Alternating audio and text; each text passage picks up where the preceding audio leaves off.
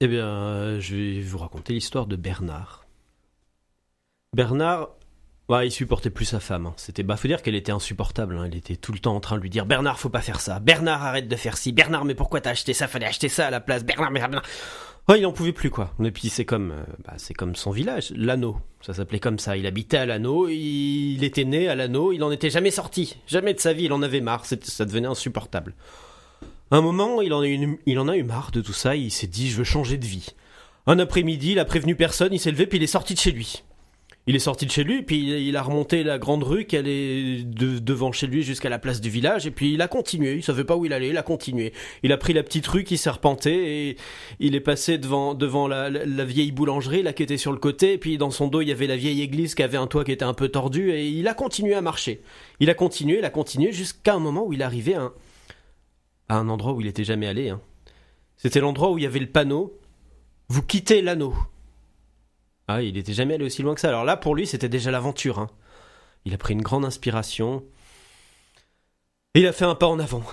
Et ça y est, il était sorti de son village pour la première fois de sa vie. Mais bon, c'était que le début. Il était parti à l'aventure. Il savait pas où il allait, il a continué à aller tout droit. Il a marché tout droit. Au début, tout se passait bien, puis à un moment, il y a eu un problème. Il y avait un carrefour. Il y avait une route devant, puis il y avait une route à gauche, il y avait une route à droite. Il n'avait pas choisi, lui. Alors il a réfléchi, puis devant lui, il y avait le soleil qui le gênait. Il avait le soleil dans les yeux depuis tout à l'heure. Il s'est dit, à l'Anneau, il fait tout le temps moche, il fait jamais beau. Quitte à partir, autant aller au soleil. Alors je vais suivre le soleil. Et il a continué tout droit en direction du soleil. Il a continué comme ça, à marcher pendant quelques kilomètres, et ça allait très bien. Puis à un moment, il y a eu un problème. Il y a eu un virage. Il y a la route qui tournait comme ça sur la droite et le soleil, il était toujours tout droit évidemment. Alors là, Bernard, il a hésité, mais il s'est dit, je veux aller vers le soleil, alors je vais continuer vers le soleil. Et il a traversé, il a coupé à travers champs. Et il a continué à marcher pendant des kilomètres tout droit, toujours tout droit vers le soleil. Il coupait à travers champs. À un moment, il y avait des buissons, il est passé à travers les buissons. À un moment, il y avait une rivière, il y avait un pont un peu plus loin. Mais non, il a traversé à gué puisqu'il voulait aller tout droit et suivre le soleil. Le soleil, au bout d'un petit moment, il a dû en avoir marre d'être suivi comme ça parce qu'il est allé se coucher. Bernard, il a dit, je vais continuer à faire comme le soleil, je vais me coucher. Et il s'est couché là où il était, à même le champ. Il a dormi et le lendemain matin, le soleil il s'est levé. Alors Bernard, il s'est levé aussi, puis il s'est dit, allez, je continue à suivre le soleil. Et il a continué à suivre le soleil. Ouais, mais il y avait une chose à laquelle il n'avait pas pensé. C'est que le soleil, évidemment, il se couche d'un côté, il se couche à l'ouest, et puis il se lève à l'est. Bernard, il lui a pas pensé, il était pas très malin. Il a pas fait attention, il a continué à suivre le soleil. Toujours tout droit. Et au bout d'un petit moment, il a eu comme une espèce d'impression de déjà-vu. Il y avait la rivière là qui traversait, et puis là, il y avait un buisson, il devait passer à travers. Alors, à un moment, il réfléchissait quand même, ça le travaillait. Puis à un moment, il s'est dit, oui, c'est logique. Je suis à la campagne, et à la campagne, il n'y a rien qui ressemble plus à une campagne qu'une autre campagne. Il n'y a rien qui ressemble plus à une rivière qu'une autre rivière, à un buisson qu'un autre buisson, c'est normal. Et il a continué à marcher tout droit comme ça pendant des kilomètres et des kilomètres. Et à un moment, il a vu un village au loin. Il s'est dit, tiens, un village que je connaissais pas, je vais aller voir, je sais pas ce que c'est. Et il a continué à marcher. Puis là, à un moment, il y a quelque chose qui l'a intrigué quand même. Il était juste devant le village et il y avait un panneau « Bienvenue à l'Anneau ».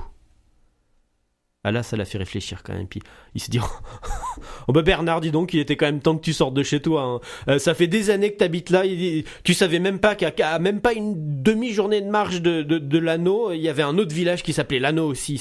Je me demande à quoi il ressemble ce l'Anneau numéro 2 là. Je vais aller voir. Et il est rentré dans le village et là, c'était bizarre. Vraiment, encore l'impression de déjà vu. Il y avait une vieille boulangerie sur le côté, puis là-bas, au loin, il voyait une église qui avait le toit qui était tout tordu, et il arrivait sur une grande place qui ressemblait beaucoup à la place de chez lui, et il a réfléchi. Oui, il a compris, il s'est dit, c'est logique. Il y a un deuxième village qui s'appelle l'Anneau, et c'est logique que comme il s'appelle pareil, à l'Anneau numéro 2, on trouve la même chose qu'à l'Anneau numéro 1. Il y a les mêmes églises, les mêmes boulangeries, les mêmes places, tout est pareil. C'est pour ça s'appelle pareil. Mais alors, du coup, il doit y avoir la même maison que la mienne quelque part, si je vais par là, si je remonte la rue, là. Il a décidé d'aller voir. Il a remonté la rue et effectivement, au même endroit que dans son village, dans son l'Anneau numéro 1, il y avait la même maison que la sienne. Il a regardé ça, il s'est dit, il doit y avoir un Bernard numéro 2 qui habite là. Je vais aller le voir, ça va lui faire une sacrée surprise. Il est rentré dans la cour, il a frappé à la porte et là, la porte s'est ouverte. Et derrière, c'était pas Bernard numéro 2, il comprenait pas, c'était Christiane, c'était sa femme, elle était là, elle le regardait, elle fait « Bernard, mais c'est toi, mais où est-ce que t'étais, Bernard? Mais j'étais morte d'inquiétude, mais t'étais où? Mais dans quel état t'es, Bernard? Regarde tes cheveux, puis tes habits, mais t'as dormi dehors, Bernard, ou quoi ?»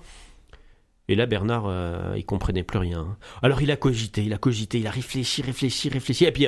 il est pas malin, mais à un moment, il a fini par comprendre. Il s'est dit, ah bah oui, attendez, c'est logique. Madame, je sais que je ressemble beaucoup à votre mari, mais c'est pas moi. Moi, je suis Bernard numéro 1, et j'habite à l'anneau numéro 1. C'est un petit village, je sais pas si vous connaissez, c'est pas très loin d'ici. Hein. Ça ressemble exactement. Tout est pareil à l'anneau numéro 1 que ici à l'anneau numéro 2.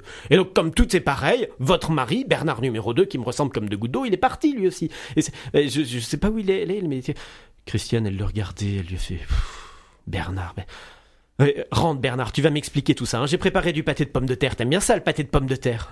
Oh bah Bernard, oui, il est rentré parce que le pâté de pommes de terre, c'était la spécialité de sa femme, de Christiane, la numéro 1.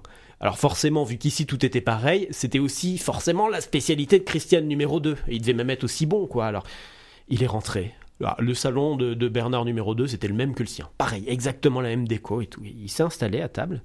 Et là, Christiane numéro 2 lui a amené un pâté de pommes de terre. Il a goûté et... Ah bah oui, c'était bon, c'était aussi bon que celui que faisait Christiane numéro 1. Hein. Et il a repris une bouchée. Et...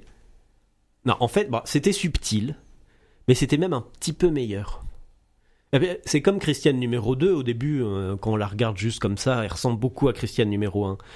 Mais Bernard, il voyait bien quand même qu'elle avait un petit quelque chose en plus, elle était un peu plus jolie. Et puis elle l'écoutait là, et Bernard, il était en train de lui raconter tous ses malheurs qu'il avait avec sa femme à lui, la numéro 1, et Christiane, elle l'écoutait, elle faisait attention à lui, et ils ont parlé comme ça pendant tout l'après-midi, et... le soir, Christiane, numéro 2, elle s'est levée, elle a dit « Bon, Bernard, je vais me coucher, moi, tu viens, tu dors avec moi ce soir. » Ah, là, Bernard, il a hésité, parce que...